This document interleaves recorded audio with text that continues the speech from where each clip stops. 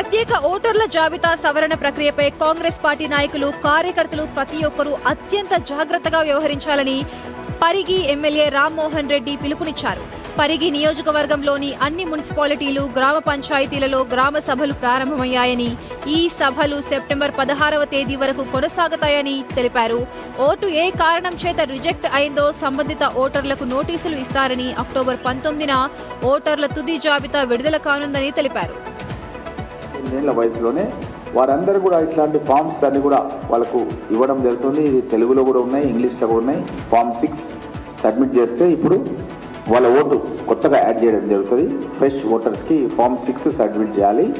అదేవిధంగా ఫామ్ 8 కింద ఎక్కడి నుంచైనా చాలామంది ఆడపడుచులు పెళ్ళిళ్ళు చేసుకొని మన గ్రామాలకు రావడం జరుగుతుంది.